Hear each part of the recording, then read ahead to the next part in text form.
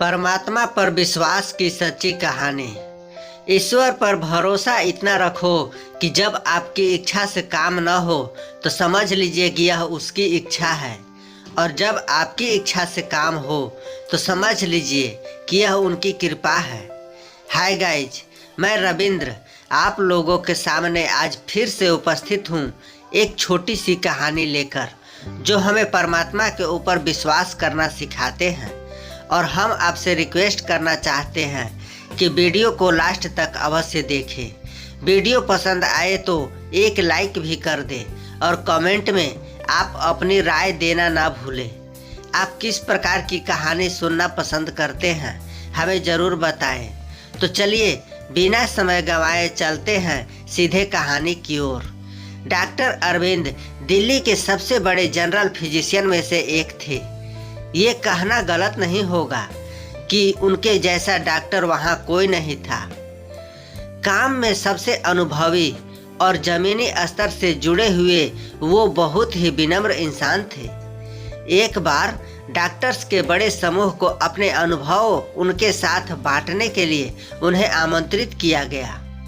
Doctor Arvind 4 वर्षों से America में अपनी सेवाएं दे रहे थे, और जब पता चला कि उन्हें दिल्ली जाकर डॉक्टर्स के एक बड़े समूह को संबोधित करना है और इस ग्रुप को बताना है कि वो गांव-गांव तक अपनी सेवाएं कैसे पहुंचा सकते हैं, गांव के लोगों को अस्पताल से कैसे जोड़ सकते हैं, और वो गांवों में अस्पताल का निर्माण कर मुफ्त में अपनी सेवाएं जन जन तक कैसे पहुंचा सकते हैं।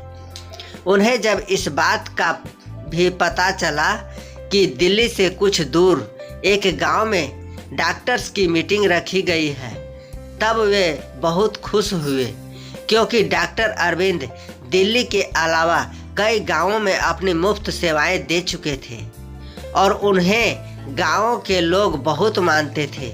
उन्होंने अपनी फ्लाइट की टिकट बुक की, अपना सामान पैक किया और दूसरे ही दिन दिल्ली के लिए रवाना हो गए। देर शाम को उनकी फ्लाइट लैंड हुई। मौसम ने अपना रुख बदला हुआ था।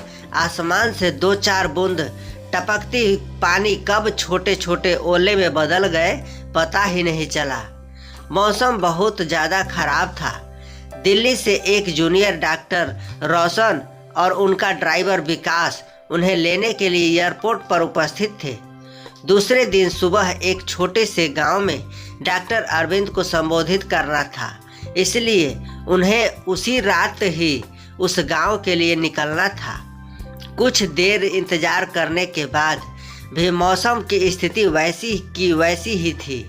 डॉक्टर रोशन ने विकास से पूछा, यदि आप गाड़ी चला सके और रास्ते में किसी तरह की कोई असुविधा न हो तो क्या हम इस मौसम में भी यहाँ से निकल सकते हैं? हाँ, मैं कोशिश करूँगा, लेकिन गांव जाने के लिए हमें कच्चे रास्ते से होकर जाना पड़ेगा, इसलिए अभी हम धीरे धीरे आगे बढ़ सकते हैं, विकास ने कहा। विकास ने गाड़ी निकाली और तीनों गांव की तरफ आगे बढ़ने लगे। रास्ता और मौसम दोनों बहुत खराब था, इसलिए वे धीरे धीरे आगे बढ़ रहे थे। कुछ ही दूरी तय करने के बाद जब वे एक गांव से गुजर रहे थे, तब विकास को महसूस हुआ कि उसके गाड़ी का एक टायर पंचर हो गया। उसने गाड़ी रोकी और नीचे उतरकर बारिश में भीगते हुए उसने टायर को चेक किया। टायर पंचर था। उस गांव में बहुत अंधेरा था। मौसम खराब होने के कारण वहां बिजली नहीं थी, लेकिन विकास ने देखा कि पास ही के एक घर से रोशनी आ रही थी। विकास ने डॉक्टर अरविंद और डॉक्टर रोशन से कहा कि सर, गाड़ी का टायर पंचर है और टायर बदलने में समय लग सकता है, इसलिए गाड़ी से उतरकर हमें पास के घर में भी अभी कुछ समय रुकना होगा, क्योंकि ऐसे बारिश में टायर बदलना भी संभव नहीं होगा। दोनों डॉक्टर्स गाड़ी से नीचे उतरे और पास के ही घर की तरफ, जहां से रोशनी आ रही थी, आगे बढ़ने लगे। उन्होंने घर का दरवाज़ा खटखटाया, लेकिन अंदर से किसी भी तरह की कोई प्रतिक्रिया नहीं हुई। उन्होंने इस बार फिर दरवाज़ा खटखटाया और अब की बार दरवाजे पर एक बूढ़ी औरत थी जो बहुत उम्र की लग रही थी। माँ जी, हम शहर से आ रहे हैं, मौसम बहुत ख़राब है और यहाँ हमारी गाड़ी भी खराब हो गई है। यदि कुछ समय तक आप हमें यहाँ रुकने दें तो आपकी बड़ी मेहरबानी होगी। डॉक्टर अरविंद ने बूढ़ी अम्मा से कहा, क्यों नहीं, आप सब अंदर आइए, मैं आपके लिए चाय बनाती हूँ। बूढ़ी अम्मा ने जवाब देते हुए कहा, ये बिस्तर पर यह छोटा बच्चा क्यों कराह रहा है, इसे क्या हुआ है? डॉक्टर अरविंद ने बच्चे की कराह सुनी और बूढ़ी अम्मा से पूछा, अब क्या बताए हजूर, गांव में हॉस्पिटल की सेवाएं नहीं है, हर छोटी बड़ी बीमारी के लिए शहर जाना पड़ता है। यह मेरा इकलौता पोता है।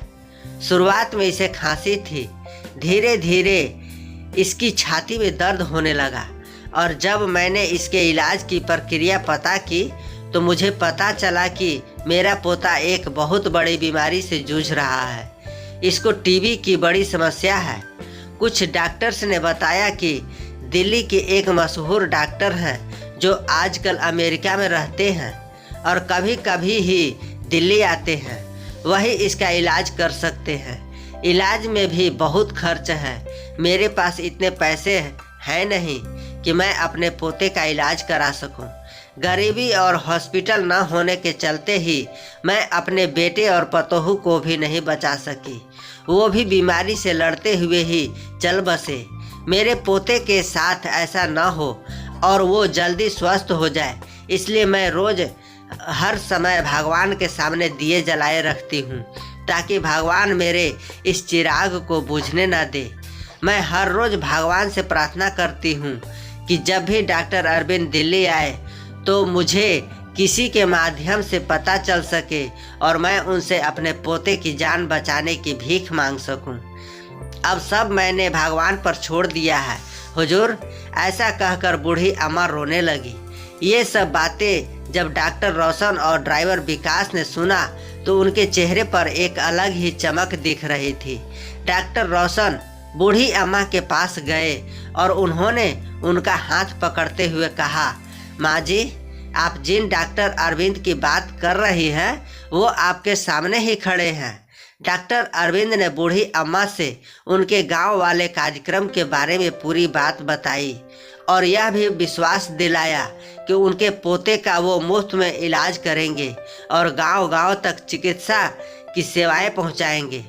यह सुनने के बाद बूढ़ी अम्मा को विश्वास हो गया कि इस दुनिया में विश्वास कितना ज़रूरी है और उस भगवान पर विश्वास कितना ज़रूरी है जो आपकी दिल से निकली दुआओं और प्रार्थनाओं को कबूल करते हैं। अगली सुबह सभी डॉक्टर्स को डॉक्टर अरविंद ने संबोधित किया और उन्हें गांव-गांव में अस्पताल और चिकित्सा से जोड़ने के लिए हर संभव प्रयास जो वो सब कर सकते हैं इसके लिए कहा। बूढ़ी अम्मा के पोते का इलाज हुआ और अब वो स्वस्थ है। गांव-गांव तक डॉक्टर्स पहुँचे और अस्पताल खुलने लगे। दोस्तों, इस कहानी से हम क्या सीख सकते हैं? उस भगवान पर भरोसा रखिए जो आपके साथ कभी गलत होने नहीं देगा। वो किसी न किसी रूप में आकर आपका साथ देगा। अपनी हिम्मत को टूटने मत दीजिए। मुझे आशा है कि आपको यह परमात्मा पर विश्वास की सच्ची कहानी ज़रूर पसंद आई होगी। अगर आपको यह कहानी पसंद आई है तो प्लीज़ वीडियो को एक लाइक अवश्य करें ताकि हमें भी पता चले और हम आपके लिए रोज़ अच्छी इस प्रकार की कहानियाँ लेकर आते रहें। और हाँ, वीडियो को पूरा देखने के लिए आप सभी को बहुत बहुत धन्यवाद।